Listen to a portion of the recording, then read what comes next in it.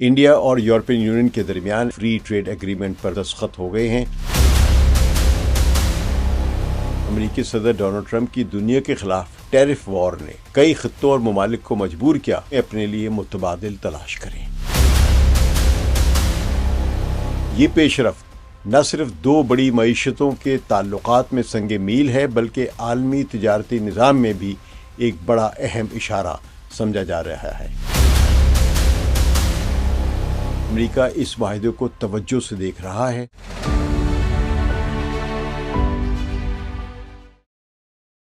ثقلین امام کا سلام قبول کیجیے۔ انڈیا اور یورپین یونین کے درمیان ایک تاریخی فری ٹریڈ ایگریمنٹ پر باضابطہ طور پر دستخط ہو گئے ہیں۔ اس معاہدے کو mother of all trade deal کہا جا رہا ہے۔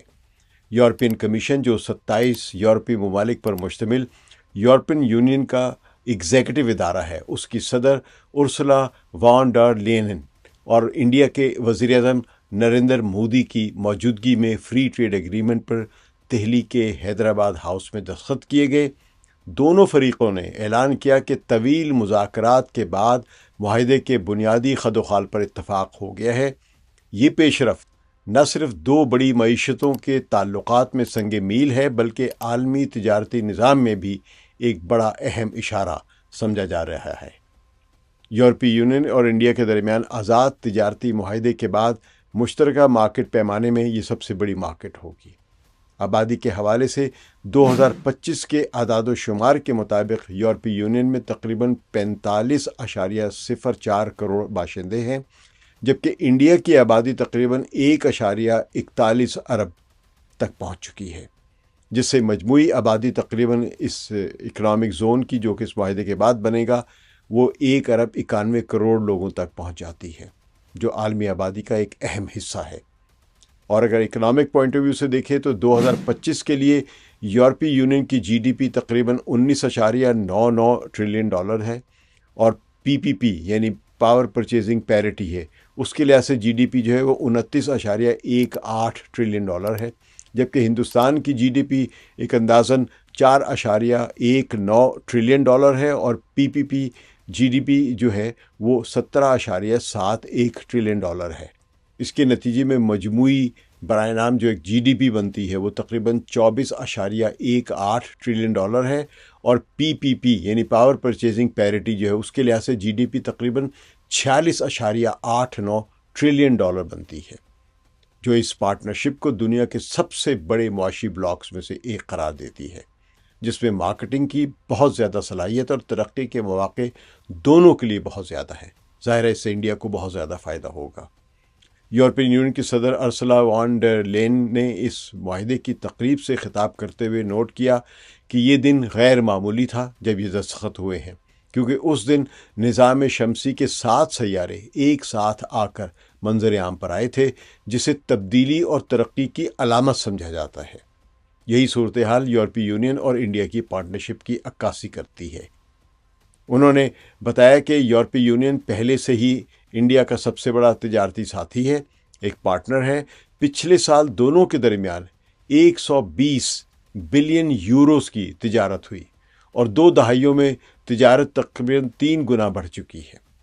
ہندوستان میں کام کرنے والی یورپی کمپنیوں نے براہ راست اور بالواسطہ طور پر 8 ملین ملازمتیں پیدا کی ہیں۔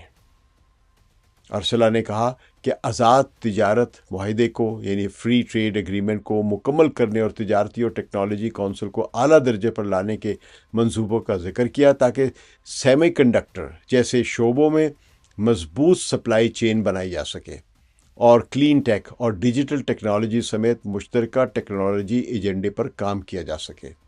ارسلا نے انڈین سائنٹسٹس اور ریسرچرز کے لیے یورپ کی 100 ارب کی فنڈنگ سے چلنے والی ہورائزن، جو ایک سائنسی تحقیقی سہولت ہے، اس کو بھی انڈین سائنٹسٹ اور نوجوانوں کے لیے مکمل طور پر کھولنے کا اعلان کیا ہے، اور یورپ میں انڈین نوجوانوں کے لیے اپرچونٹیز یا ملازمتیں بڑھانے کی بھی بات کی ہے۔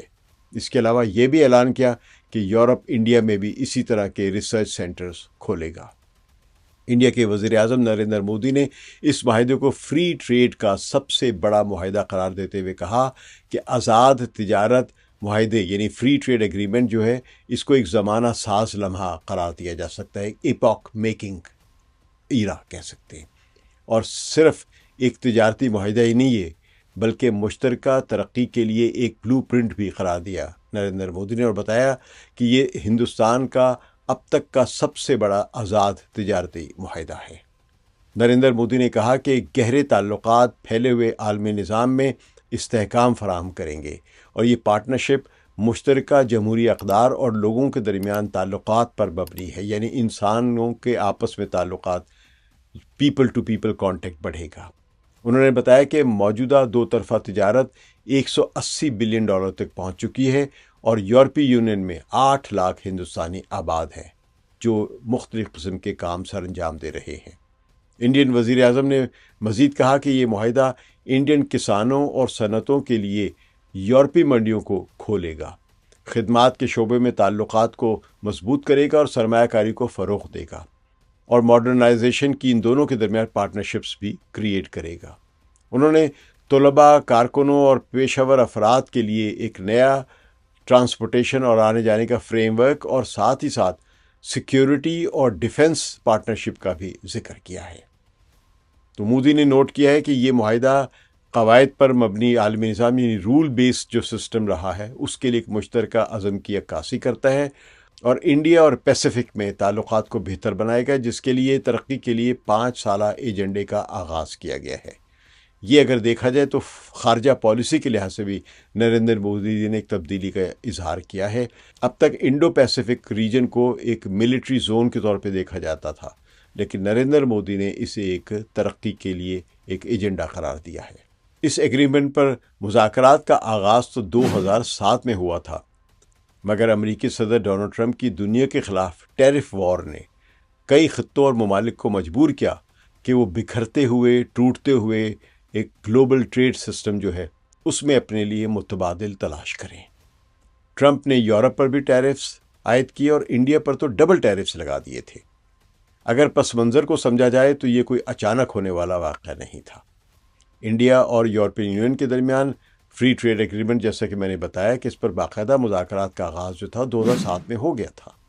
یورپین کمیشن اور انڈیا کے وزارت تجارت کے درمیان اس وقت سے مختلف ادوار میں بات چیت ہوتی رہی ہے، مگر سن 2013 کے آس پاس یہ مذاکرات تعطل کا شکار ہو گئے۔ اس کی وجہ یہ تھی کہ دونوں اطراف کے حساس شعبوں میں اختلافات بہت گہرے تھے۔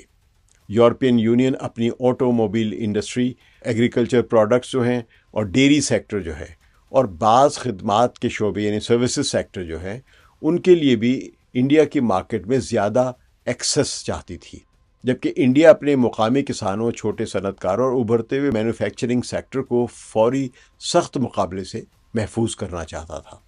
تو فائنینشیل ٹائمز کے مطابق کاروں پر بلند انڈین جو ٹیرفز ہیں وہ، اور انٹلیکچوئل پراپرٹی رائٹس کے جو مسئلے ہیں، اور جو پیشہ ور افراد کی جو ٹریولنگ ہے، ان جیسے معاملات جو ہے وہ طویل عرصے تک رکاوٹ بنے رہے۔ انڈیا زیادہ ویزا سہولتیں مانگ رہا تھا۔ بعد میں پورے عالمی حالات جو ہیں ان میں بڑی تبدیلیاں ہیں، جن میں خاص طور پہ کووڈ-19 کی وبا کے بعد سپلائی چینز یعنی عالمی رسد کا جو نظام تھا اس کی کمزوریاں نمایاں ہوئیں، اور امریکہ اور چین کے درمیان جو تجارتی کشیدگی ہے وہ بہت بڑھ گئی۔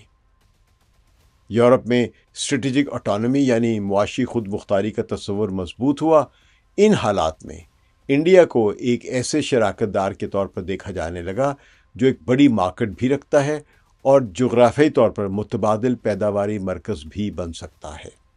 رائٹرز کے مطابق سن 2022 میں دونوں فریقوں نے مذاکرات کو باضابطہ طور پر دوبارہ شروع کیا اور تیزی سے متعدد ادوار منعقد کیے، ان کے کئی سیشنز ہوئے ہیں جن میں کئی متنازع نکات پر بتدریج پیش رفت ہوئی ہے، اور اس تیزی سے پیش رفت کی ایک بہت بڑی وجہ صدر ٹرمپ کی دنیا کے خلاف جو ٹریڈ وار ہے اور ٹیرف وار ہے وہ بنی ہے۔ اب اس معاہدے کے ممکنہ معاشی اثرات کو سادہ الفاظ میں سمجھنے کی کوشش کرتے ہیں۔ یورپین یونین انڈیا کے بڑے تجارتی پارٹنرز میں شامل ہے۔ سرکاری اعداد و شمار اور بین الاقوامی تجارتی رپورٹس کے مطابق ان کی جو گڈز ہیں اور سروسز ہیں ان کو ملا کر دونوں کے درمیان سالانہ تجارت جو ہے وہ اب سینکڑوں ارب ڈالر کے برابر ہے۔ رائٹرز کے مطابق اس معاہدے کے تحت بڑی تعداد میں جو گڈز ہیں ان پر ٹیرف یعنی درآمدی ڈیوٹیاں مرحلہ وار یا تو ختم کر دی جائیں گی یا کم کی جائیں گی، اور زیرو تک ان کو ٹیرفز کو لے جانے کا ہدف ہے۔ اس کا مطلب یہ ہے کہ انڈین مصنوعات جو ہیں وہ یورپ میں سستی ہو سکتی ہیں، اور یورپی مصنوعات انڈیا میں نسبتاً کم قیمت پر دستیاب ہو سکتی ہیں۔ انڈیا کے لیے خاص طور پر ٹیکسٹائل، گارمنٹس، چمڑی کی مصنوعات، جواہرات، کیمیکلز اور جو فارماسیوٹیکل انڈسٹری ہے وہ ان کے لیے اس میں بہت فائدہ ہے، ان کی ایکسپورٹس بڑھ سکتی ہیں۔ یہ وہ شعبے ہیں جہاں انڈیا پہلے ہی یورپ کو برآمدات کرتا ہے۔ اگر ٹیرف کم ہوتے ہیں تو انڈیا کے جو ایکسپورٹرز ہیں ان کو قیمت کے لحاظ سے فائدہ کافی مل سکتا ہے۔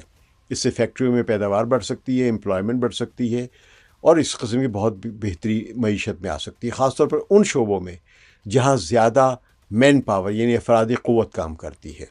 اسی طرح آئی ٹی اور بزنس پروسیس آؤٹ سورسنگ جیسی خدمات جو ہیں، جو انڈیا کی معیشت کا ایک اہم حصہ بن چکے ہوئے ہیں، یورپ میں یہ مزید پھیل سکتی ہے۔ یعنی یورپ کی بہت ساری جو کمپنیز ہیں یا ملٹی نیشنل کارپوریشن جو ہیں وہ اپنے کام جو ہے وہ انڈیا میں آؤٹ سورس کر سکتی ہیں۔ تو یورپی یونین کے لیے انڈیا ایک بڑی اور تیزی سے بڑھتی ہوئی ایک کنزیومر مارکیٹ بھی ہے۔ یورپین جو کار مینوفیکچرنگ کمپنی جو ہیں، جیسے کہ جرمنی میں ہے، فرانس میں ہے اور اٹلی میں ہے، ان کی بڑی آٹو موبائل کمپنیاں ہیں، تو یہ طویل عرصے سے انڈین مارکیٹ میں زیادہ اپرچونٹیز کی خواہاں رہی ہیں۔ تو رائٹرز کے مطابق گاڑیوں پر انڈیا کے جو بلند ٹیرف کو کم کرنے پر بات چیت جو ہے وہ اس معاہدے کا ایک اہم حصہ رہی ہے۔ اگر ان ٹیرف میں مرحلہ وار کمی آتی ہے تو یورپی کاریں انڈیا میں زیادہ کمپیٹ کر سکیں گی اور اچھی قیمت پہ، اور مقامی انڈینز کے لیے سستی قیمت پہ بھی مل سکیں گی۔ اسی طرح صنعتی مشینری ہے اور میڈیکل ایکوپمنٹس ہیں، کیمیکلز ہیں اور گرین ٹیکنالوجی ہے، یعنی جو ماحول دوست ٹیکنالوجی کے شعبے ہیں، ان میں بھی یورپی کمپنیوں کو بہت فائدہ ہوگا، کیونکہ انڈیا ایک بہت بڑی مارکیٹ ہے جہاں پہ اب ان سب چیزوں کی ڈیمانڈ ہے۔ اب ہم کرنسی کے سوال پر بھی آتے ہیں کہ جو عام لوگوں کے لیے بھی دلچسپی کا باعث ہے کہ بین الاقوامی تجارت کا بڑا حصہ ابھی بھی امریکی ڈالر میں تہ پاتا ہے۔ انڈیا اور یورپین یونین کی تجارت کا بھی ایک بڑا حصہ روایتی طور پر ڈالر میں سیٹل ہوتا ہے، تاہم یورپین یونین طویل عرصے سے یورو یعنی یورپ کی جو مشترکہ کرنسی ہے اس کے عالمی کردار کو مضبوط کرنا چاہتی رہی ہے۔ تو مختلف بین الاقوامی فورمز پر یورپی عہدیدار اس بات پر زور دیتے رہے ہیں کہ یورو میں تجارت بڑھائی جائے۔ انڈیا بھی حالیہ برسوں میں بعض ممالک کے ساتھ مقامی کرنسیوں میں تجارت کے امکانات تلاش کرتا رہا ہے۔